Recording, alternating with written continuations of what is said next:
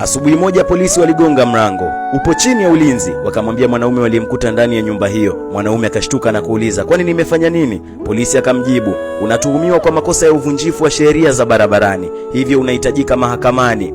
Na baada ya muda huyu bwana alikuwa mbele ya mahakama, mbele ya majaji, hakimu na watu wengine mashahidi. Hakimu akamwambia, kitendo ulichokifanya cha kukimbiza gari kuliko kawaida kimeweka maisha ya watu wengi hatarini. Je, unakubaliana na hilo?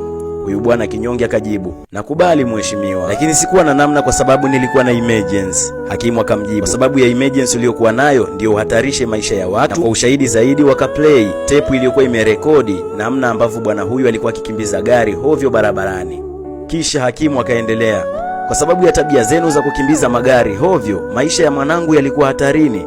Juzi aligongwa na mtu ambaye alikuwa akikimbiza gari hovyo kama ulivyofanya wewe. Maisha yake yalikuwa kidogo yapotee, lakini nashukuru Mwenyezi Mungu alipona.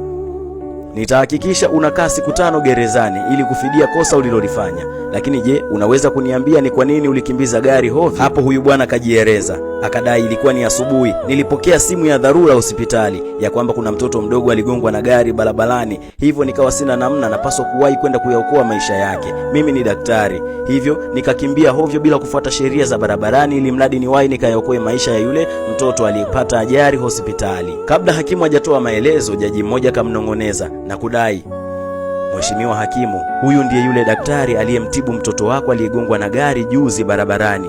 Kwa hiyo nafikiri alikimbiza gari ili kumwahi mtoto wako ili akamtibie. Hapo jaji macho yakamtoka, akashindwa kuelewa aamue nini. Wewe ndo ungekuwa hakimu, je, ungemhukumu huyu bwana kwa kosa la kukimbiza gari ili akamuokoe mwanao, ama ungemsamehe kwa kuwa amenusuru maisha ya mwanao? Nakumbuka wakati huo watu na serikali wanakutazama waone utaamua nini.